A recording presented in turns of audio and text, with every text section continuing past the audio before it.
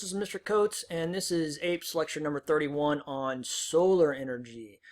Solar energy is actually the best type of renewable energy. It is a perpetual resource. If you remember back to the beginning of this class, solar energies will last forever. As long as we have solar energy, we'll be around. And so it's actually the best resource, and we have the best net energy from solar energy.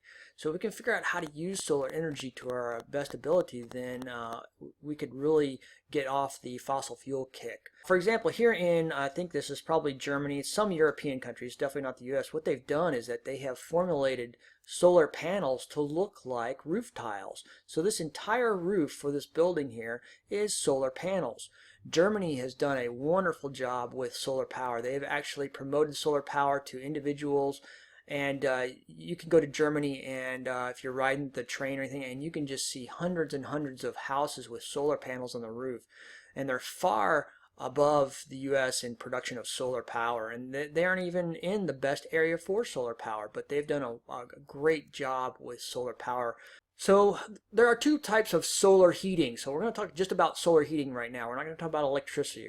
So the first type is called passive. So this is passive over here. And with passive, basically you're using the direct sunlight to heat a room or a space.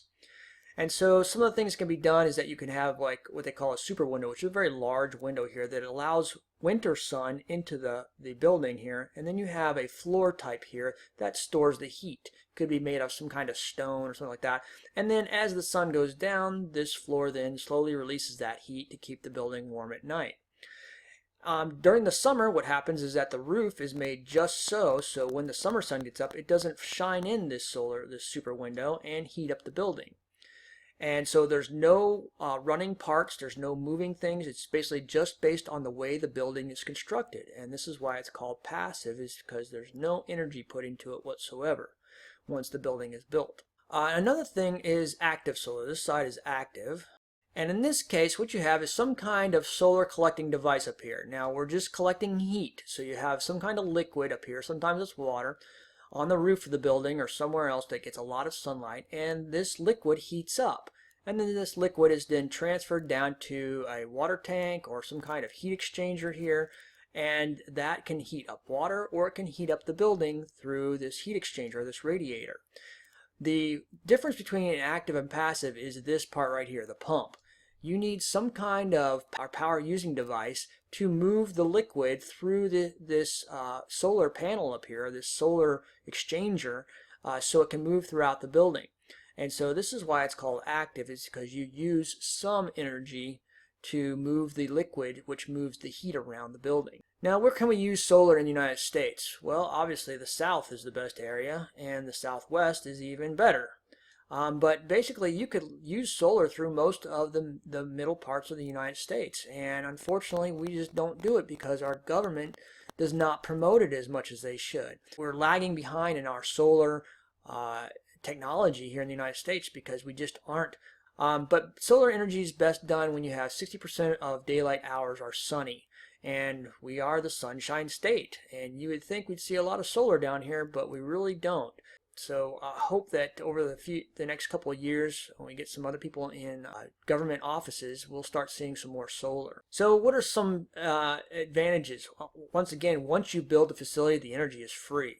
And there's quick installation usually when you build a house. Once you build it, there's no CO2, which is great. There are some downsides. Can be high cost if you're talking about an active system. You do need some power to run the active system. And then sometimes these collectors aren't very pretty on the outside of your house, so sometimes you need to have them on the back side. And then sometimes the sun can be blocked by other things. So these are all disadvantages of doing that. Like I said, if you can plan, and if you're going to build your house and you can plan for some kind of active solar in your house, this would save a lot of money on heating during the winter months. Now, as I mentioned, sometimes active solar can be used to heat hot water, and we see this quite a lot here in Florida. What you have is these solar collectors on the roofs of buildings, and then you have, once again, a pump here that basically circulates water through this and drains it back down to your hot water heater, and the hot water heater then stores that hot water. And you have a controller here that turns on the pump when the temperature gets too low. Now, the great thing about this is that it can reduce your energy consumption by quite a lot.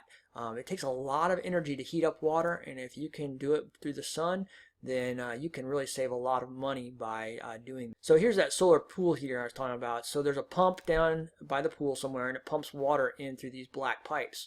Black is a very good absorber of solar energy, and so then the water gets transferred through all these little ribbons here, and then it comes back together in this big pipe down here, and then it gets piped back down to the pool.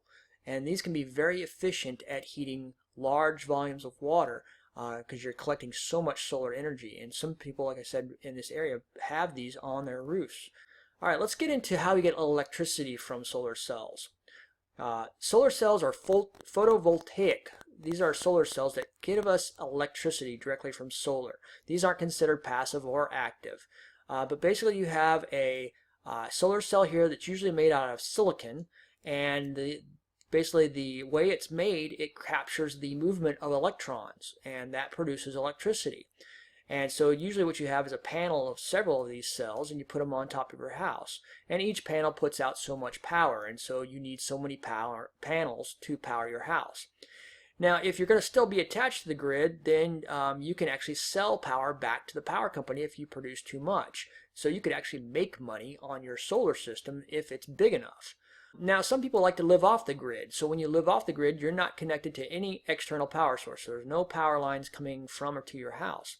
So you must have some kind of battery backup system here. So you usually need a whole nother room and an inverter and a bunch of other equipment here to be off the grid. But if you can do that, you can save a lot of money fairly quickly by not having to pay that electric bill. There are some trade-offs. Once again, you need access to the sun. The solar panels themselves, when they are made, the silicon, there's a lot of nasty chemicals involved with making solar panels. Also the batteries. The batteries are nasty as well. They have all kinds of nasty chemicals in them, and so when they need to be disposed of. The other thing is that solar panels put out DC current. This is the same kind of current that your batteries and like your flashlights and things put out. However, most of our electric appliances use AC current, so this is why you need that inverter. Great things about it, once again, once they're built, no CO2. They can be moved very easily, so if you want to take it with you, you can. Low land use if it's on a wall or a roof, and so these can be all positives. Once again, the main problem with these though is that they're just not energy efficient right now, and they're working on improving that efficiency all the time. Other things we can do with solar energy is that we can create high temperature heat, and that can then produce steam, which can then turn turbines and turbine generators.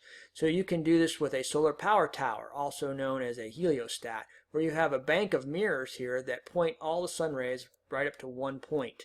And up in this area then you have some kind of liquid, and usually this liquid has a lower boiling point than water, and it can turn to a vapor very easily. And so you don't need a whole lot of these things to do that. And so when it turns to a vapor, that vapor then can be used to turn a turbine, and that produces the electricity. And so this is a heliostat and a power tower. The problems with these is that obviously they use a lot of land area, so there's a lot of habitat disruption. Also, these things have to be cleaned all the time. These mirrors are very expensive, and they have to be cleaned, especially in a dusty location. So maintenance is kind of prohibited on those as well. And then once again, if the sun doesn't shine, you need a backup system of some time. And also they could be very vulnerable to sabotage. Somebody could just drive a truck in there with a bomb on it and blow all those mirrors up very easily. It's fairly easy to construct these. In areas where you have lots of sun, they could be useful. There's actually a huge one out by Las Vegas right now that just started running, and it's providing a lot of power to the desert Southwest. Now, the biggest thing about solar is this solar hydrogen revolution. Okay, we all know that hydrogen gas can be burned. The problem is creating hydrogen gas, and we can create that from electrolysis of water. And you might have done this in 8th grade, where you had 2 electrodes and you put them in a glass of water, and you got bubbles coming off it, and you collected the bubbles in a test tube, and then you fired at one of the test tubes and it popped. Well, what you were burning was hydrogen gas. So if you can get enough power from the sun to split the water, then you could have hydrogen, and if you have the right hydrogen collection system and for storage, then you can burn that hydrogen in a hydrogen fuel cell. All you need is oxygen, and you can produce electricity. And the good thing about this is that your only exhaust will be water. When you burn hydrogen in the presence of oxygen, all you get is water. You don't get any CO2, you don't get any NOx, you don't get any sulfur dioxide, just pure water. And if we can ever figure out how to do this efficiently and to do it in small quantities so you could like power a car with this, that's going to be a huge revolution in our energy production on the planet. I'm going to get rid of myself here real quick so you can see the rest of this. So hydrogen-powered fuel cells could power vehicles and appliances once they're going there. Well, I hope that answered some of your questions on renewable energy and solar power.